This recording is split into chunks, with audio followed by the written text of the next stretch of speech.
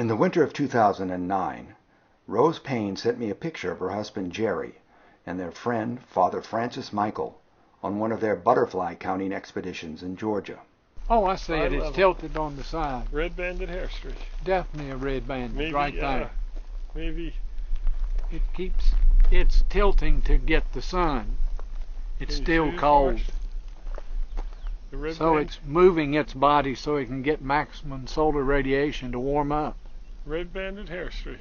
Little tiny butterfly. That's a good find. Nectarin on wild cherry. Yeah, cool.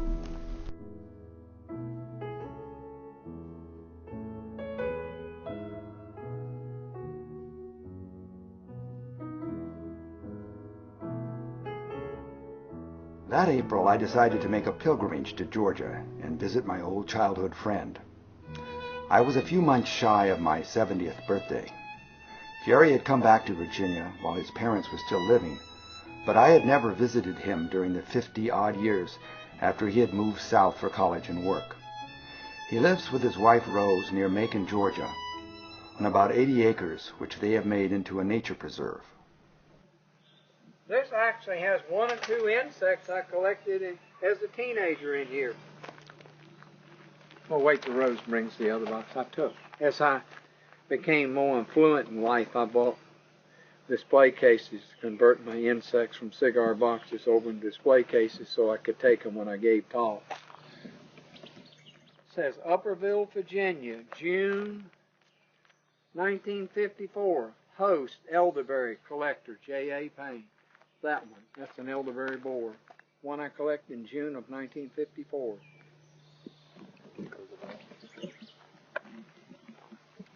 The Luna moth is a little faded. A lot of the insects will fade. They will lose their vivid green and blue colors. There was one time in my life where I tried to devote about an hour every day to collecting insects. You know, I just tried to collect them all. I figured I could collect them all. I didn't know how many was out there.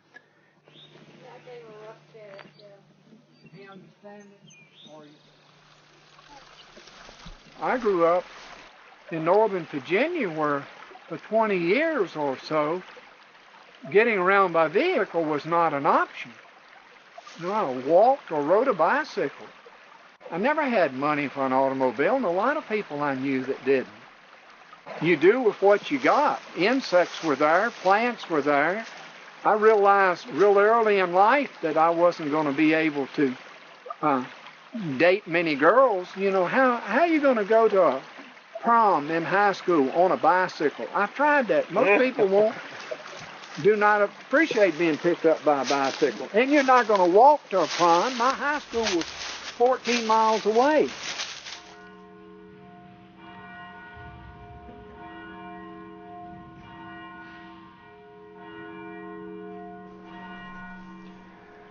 Francis Michael is the abbot of a Trappist monastery near Atlanta, where he, Rose, and Jerry often meet to count birds, butterflies, and plants. Now, there's your dusky wing back. Oh, that's the second one. Let's see if that's a sleepy. Sleepy dusky wing? No, that is not. But that one is. Okay, we're still not seeing it. Okay, there's a stick. Jerry and Rose and I all reached 300 birds for Georgia the same year. Yes. We now keep Francis Michael's bird list. All the birds he sees, he reports to us, so we keep the records for him. I keep losing it. He keeps losing it, so we keep the records. So we have one sheet that has our records, Rose and mine and Francis Michael on it. Oh, there's the eastern tail blue. Oh. And that should be looking for the dogwood. Did you see where it went? I don't see it now. I lost it. I know where it went. I think it was in eastern tail blue. Maybe. Let's see if we got any eggs on it. It's the only host we have for the zebra swallowtail. You know, I grew up in Philadelphia in a row house, and so there wasn't even a tree on my block. I don't say I wasn't completely uninterested in nature, but there wasn't much nature to be interested in. You know, I mean, we went off to old lots and found snakes and that kind of stuff. But I mean, you know, I had a front lawn and a backyard. I grew some vegetables, but it wasn't even a trail on my block. Just 50 houses facing 50 houses, parking on one side of the street. So when I came here, it was like, wow, man, this is like really cool. He knew, you know, the plants and the birds. We were talking about that this morning before we went to grade school. I mean, I wish I had that, but of course, growing up in Philadelphia, it's not very likely to happen. There's a dusty wing. No, there's a cloudy wing, Jerry. I had posted a film on YouTube from a project Jerry had done for his PhD at Clemson University in the 1960s. The original 16mm footage is in the collection of the Smithsonian Institute in Washington, D.C.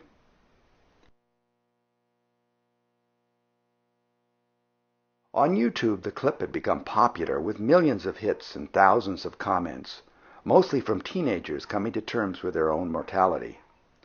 Animals die all the time, but we've been out here 2 days, and that's the first evidence of any dead animal we've seen. The skeleton of a box turtle. So where do they all go?